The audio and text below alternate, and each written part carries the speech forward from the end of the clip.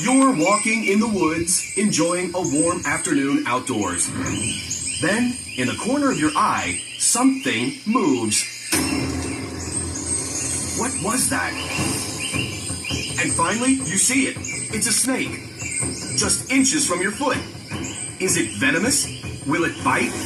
What you do next could mean the difference between walking home or dropping dead. Would you A.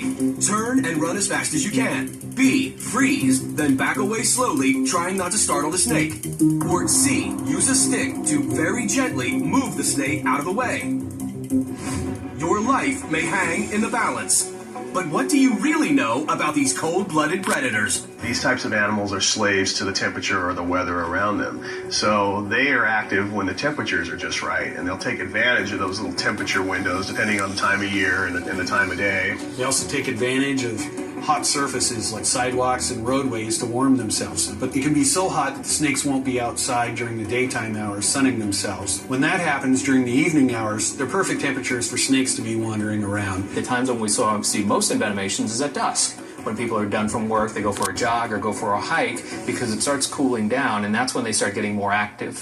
There are around 700 species of poisonous snakes. Of those, nearly 250 can kill a human with a single bite. Oh, it hurts so bad. It's my last snake bite. Each snake bite is different. In North America, we only have two broad categories of venomous snakes. Ones that are called crotalids, that includes rattlesnakes, but also cottonmouths and copperheads. But then there's also one called the coral snake, which is predominantly in the southeast. In North America, the snake responsible for the most deaths is the diamondback rattlesnake.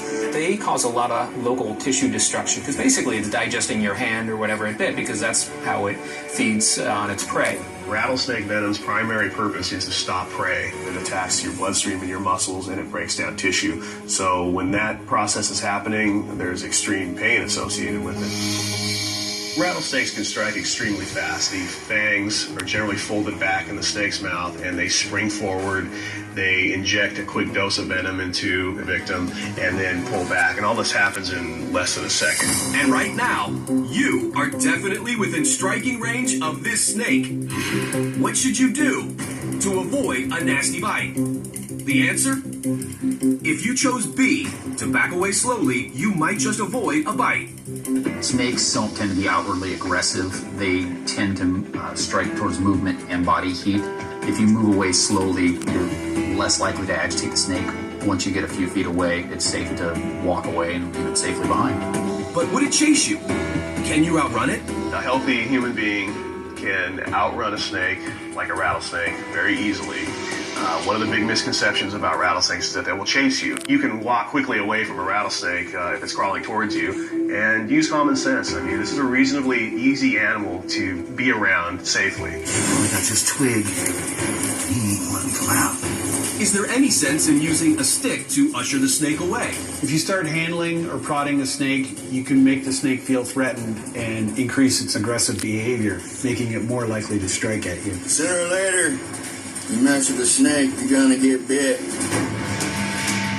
Most folks are content to leave snakes alone, but people enjoying warm weather don't always realize that snakes can be enjoying it too, right in our own backyards. That means you may never see the bite coming. Do you think there's going to be any strawberries? Probably not till next year. You're gardening on a spring day. As you reach down for fresh fruit, What the? Really? Okay. What was that? What is that sound? Is that a snake? there are no doubts about that sound. It's a rattlesnake. Find out what the first aid is for a snake bite. Go. I'll find a snake.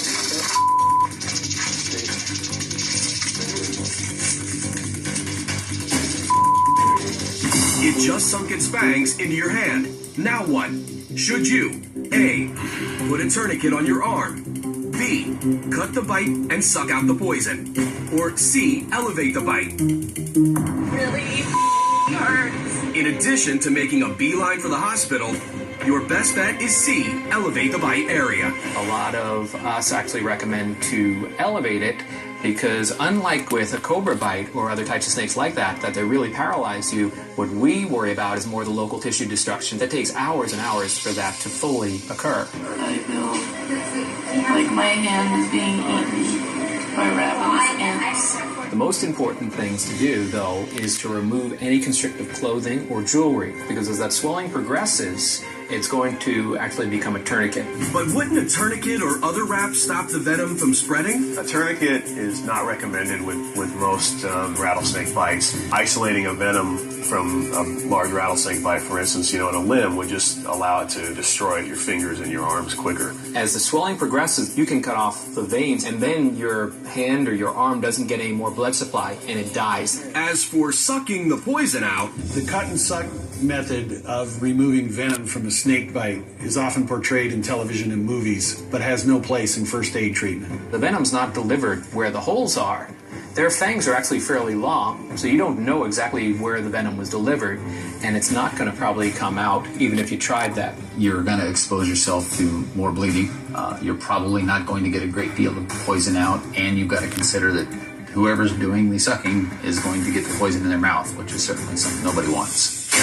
while bites from poisonous snakes in the U.S. can cause serious damage and inflict massive amounts of pain, they are very rarely fatal. It is extremely uncommon for people to die from a rattlesnake bite, copperhead, or cottonmouth. There's about 8,000 bites per year, and there's probably less than 5 deaths. Come on.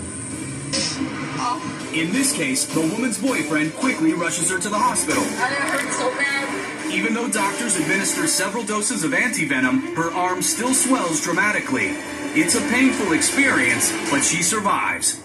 Most of us aren't snake experts, so if you encounter a serpent in the wild, follow this advice. Freeze, slowly back away, and take care not to agitate the snake. If you do feel the sting of a poisonous snake bite, don't panic. Elevate the bite and get to a hospital ASAP. I got bit by a rattlesnake.